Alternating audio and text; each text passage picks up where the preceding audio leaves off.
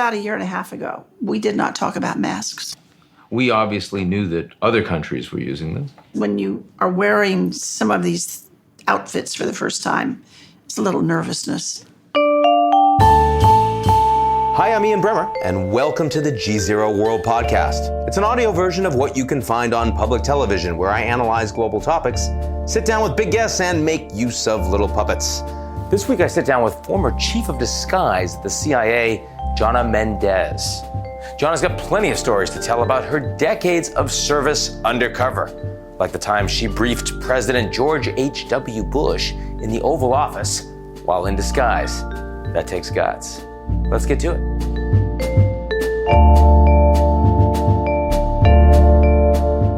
The GZERO World is brought to you by our founding sponsor, First Republic.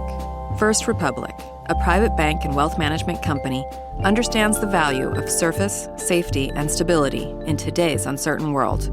Visit firstrepublic.com to learn more.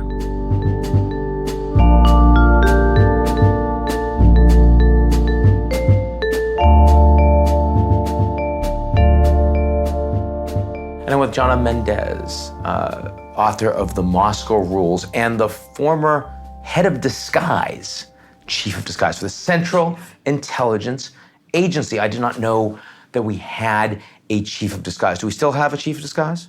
I believe we do. You believe we do? Playing the same kind of role that you did when you were there? I would imagine that it's changed somewhat. Everything has changed. A lot of really fascinating stories about your history, but the one that I have to ask you about, have to, is that you were once in a meeting with former President George Bush Sr. in the White House. Right. In disguise. Yes. He was not aware you were in disguise. No. Until at some point in the meeting. That's correct. So how did that possibly come about? Well, it evolved, that meeting, over some time. It came out of Disguise Division's sincere interest in mask technology. If we could do realistic masks, we could create scenarios and situations that would be wonderful from our point of view. But it went back to our use of stunt double masks out of Hollywood that Jonna Mendez had initiated. They were used. Jonna Mendez, my husband. Who Mendez was chief of disguise before you? He was there 10 years ahead of me. Did you guys occasionally not recognize each other as a consequence of this? It seems like something you shouldn't be doing, you know? We couldn't do that, but we had fun playing with that. I don't look very good in his mustache and wig. He looks less good in my wig and earrings, but you know, we fiddled around with it. Tony was an artist. He was very creative. Some of that came out in that Argo movie. But anyway, he went out to Hollywood. He worked with John Chambers, who did the masks for Planet of the Apes. He got very taken with very those human-like masks. Human-like. They could convey a lot of emotion. They were not what we would call animated, but around the eyes and the eyebrows, there was some movement. So we started there. We wanted to make animated masks that were realistic, where I could sit and talk to you just like this, wearing a mask, and you would not know it was on me. That was the beginning. It took a good 10 years of finding the right materials, working in some chemistry labs, putting together the bits and pieces to come up with something that would serve our requirements, which was, unlike the Tom Cruise masks or the masks that you see in Hollywood, the requirement for ours was that it would go on in 10 seconds.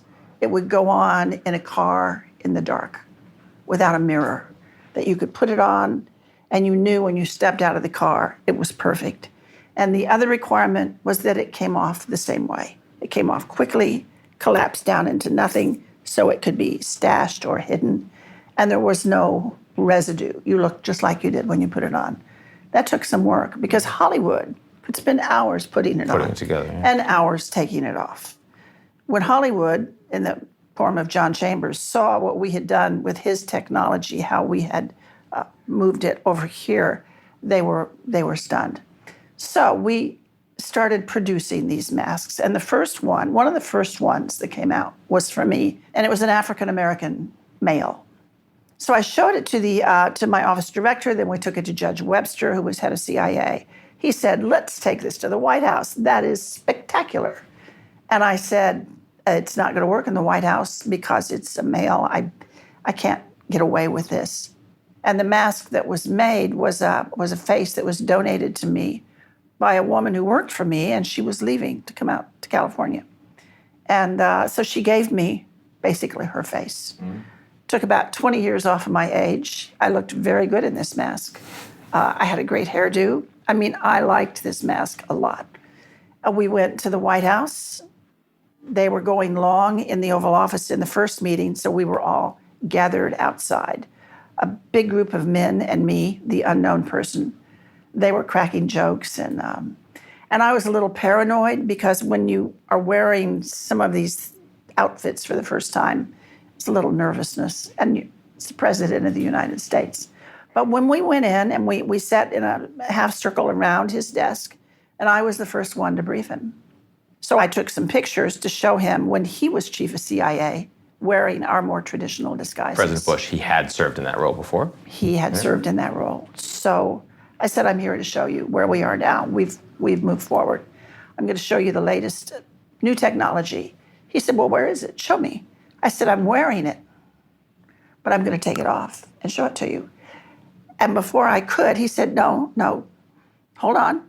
And he got up and he walked around. He walked behind me. He's looking, sat back down at the desk. He said, okay, take it off. So I did that Tom Cruise peeling it off as dramatically as I could.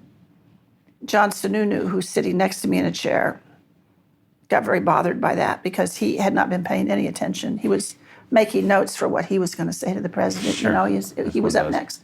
Brent Scowcroft was there. Bob Gates was there. It was a great crowd. This is a decent piece of cabinet, actually. Yes, yes. What did you see the purpose of having a chief of disguise as being in the CIA for American national security purposes? This is the Cold War days, of course.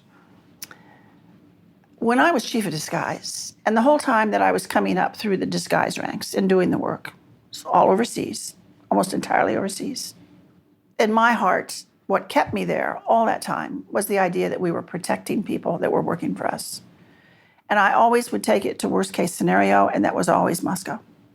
Because the people working with us, for us in Moscow, were in absolute danger if they were discovered. And their tradecraft was very high. Their tradecraft had to be very high. I mean, in Moscow, it was so suffocating, that environment, to do the work. The KGB, their surveillance, this embrace that they had us in, it was almost impossible to move. But we had to move. We had to collect intelligence. The use of disguise there was to let our officers step out of that surveillance perimeter, get on the other side of it, out of the bubble, and go and not meet face to face, because that was too dangerous. Even if you were out of that surveillance bubble, it was still too dangerous. They would kill them if they found them. So just to get our officers out where they could put down a dead drop or put up a signal, pick something up, put something down, make a phone call, mail a letter. Disguise would allow those things to happen.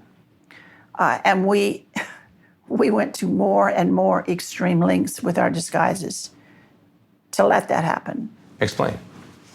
Well, this is... What is an extreme length, a particularly extreme length in the Cold War? I keep taking this back to my husband, Tony, who passed away in January. He's on my mind. I'm sorry. He was... we had an operation that we wanted to do that would take one of our people down into a manhole.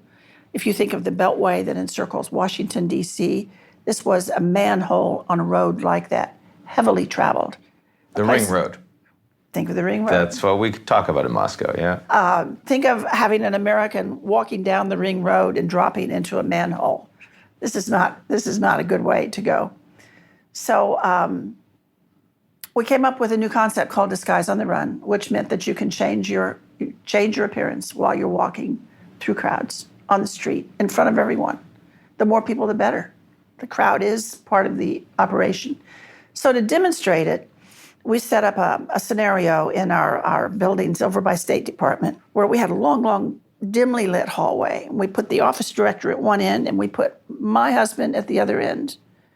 And he had 45 steps and 45 seconds to show our office director how he was going to change his appearance walking down a street. You had to imagine the crowd, but he's just walking straight at the director. So Tony stands at one end. He's got a briefcase, a raincoat. He's wearing a suit. That's it. He starts walking toward the director. Now, this is going to sound silly, but you have to hold your laugh till I tell you what happened at the end. He starts walking forward, sets down the briefcase, takes off his raincoat. But he didn't take it off any old way. He peeled off his raincoat. So he turned it inside out. He's holding the sleeves. And when he's out of it, and it's inside out, it's a woman's coat. It's pink, and it's kind of dirty, and it's got a shawl attached to it. And he puts that on. He takes a couple of steps, pulls up his pants. There's Velcro. He's wearing black men's shoes, black stockings. He reaches down, takes off a shoe cover. Now he's wearing black Mary Janes. He's got 2 men's shoes, which he puts in the top. Now he's got breasts. Pulls the coat together, pulls the shawl up. A gray wig drops down, covering his hair, reaches in his pocket, puts on a mask, just like that. Has his briefcase, hits a button, pops open. It's a grocery cart full of groceries. It's inflated. It's a brown bag with bread, celery sticks. Keeps walking. This is James Bond stuff we're talking about. This is Tony Mendez, the creative guy that worked in our midst, thank goodness.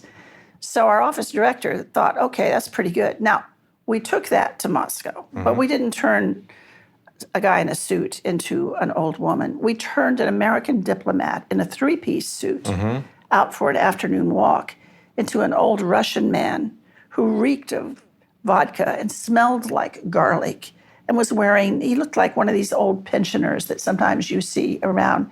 And he came through a woods and out of the woods, walked out to the street.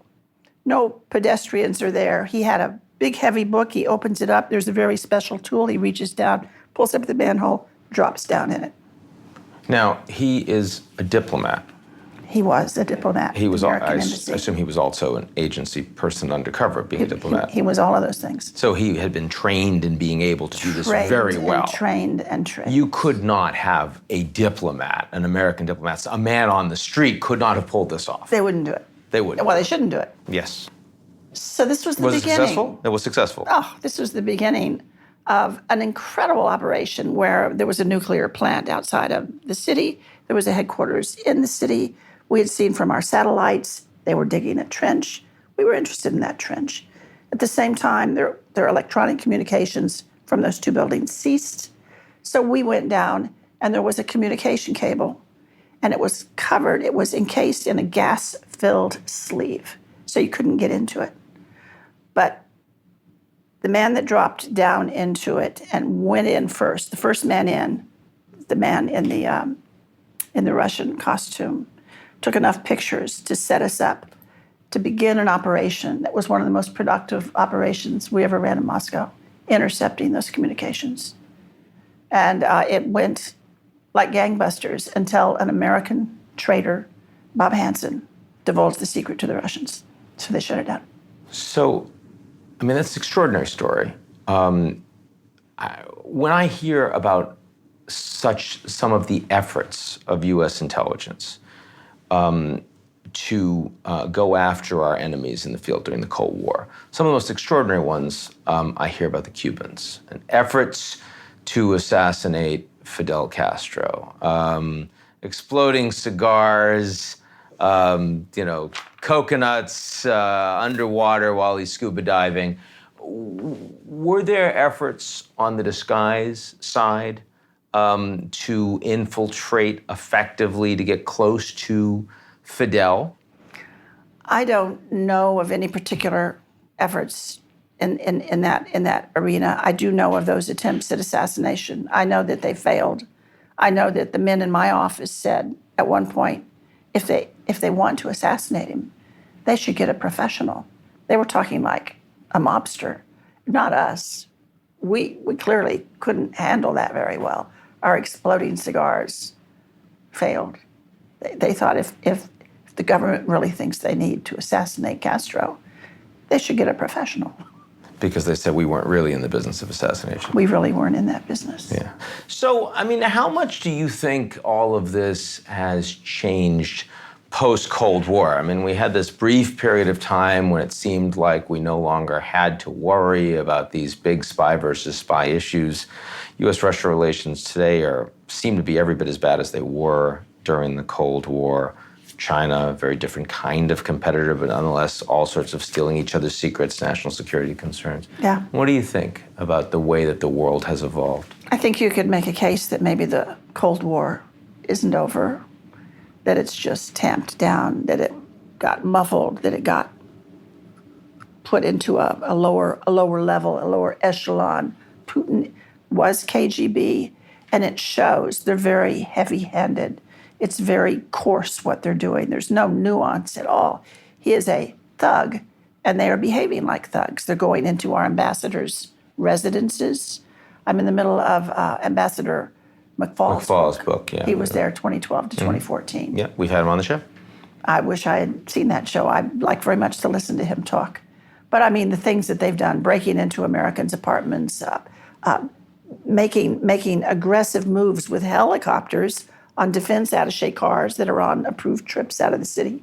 It's not a friendly place, but it's never been a friendly place. Do you think that in terms of these efforts that we have to ensure the safety of our people and to carry out counterintelligence, are the Russians the most capable still today, or has it become much more diffuse? I think the Russians have always been so capable. They put so much energy into it. There's a Russian general, Oleg Kalugin, Sure. who works with us at the Spy Museum. And he's written quite a bit, actually. He's written quite a bit. The Second Directorate was the name of his book. In that book, he said at one point that there were 50,000 KGB officers in Moscow. He's also said that there are, as many, if not more, Russian operatives in the United States today as there ever have been. It's never eased off. It's never slacked off. It's absolutely still there. But you see they're working from different platforms now. They're working from electronics, from cipher, from hacking stations.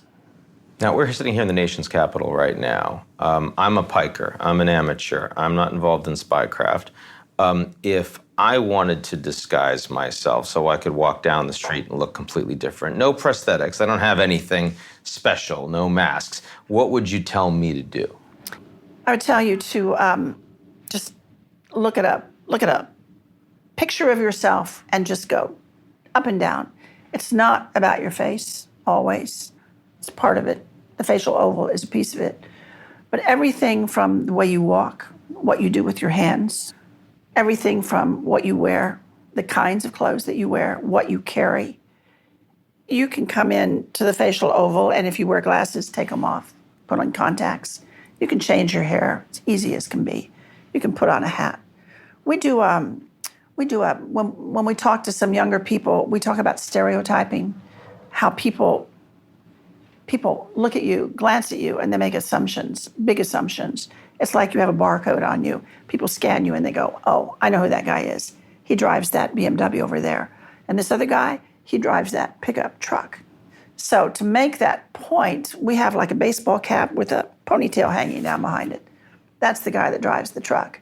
You show that to a bunch of young people in a classroom and you say, this guy's in front of you in line at 7-Eleven. It's 6:30 in the evening. What did he drive in? He's in a truck. What's he listening to on the radio? They know. What's he buying? He's buying beer. What kind of beer? They know what kind of beer. They know that guy. Mm-hmm. What we would like to do when we were disguising people is play into that stereotype. Give them just the handles that they need. They make the rest of the assumptions. So for instance... Things they think they saw. They didn't actually see. Their brain's just filling it in. You take a diplomat, take his tie, unbutton his shirt, put a gold chain there, put too much cologne on him, have him take off his wedding ring where you can still see the white band where he's married but his ring is gone. You just start fooling around a little bit like that, add a tattoo, pierce some, he's over here. This is no longer an American diplomat. This is another guy. So there are different levels of disguise. Only a few of them have to do with putting on a mustache and a wig. Jonna Mendez, lovely to have you on. Thank you so much. Thank you. Good to be here. That's our show this week.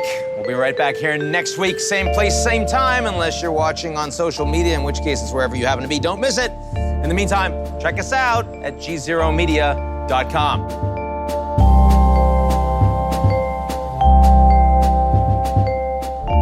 The GZERO World is brought to you by our founding sponsor, First Republic.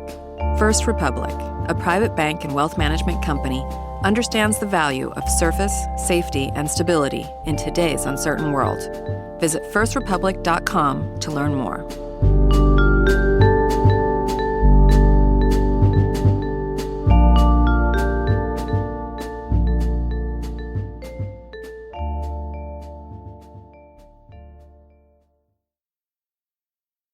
You're listening to the GZERO World with Ian Bremmer podcast, your weekly geopolitical deep dive into the world's biggest news stories, featuring in-depth conversations with global leaders and newsmakers. To get more of GZERO's insights on global politics every morning, sign up for our free newsletter, GZERO Daily, at gzeromedia.com.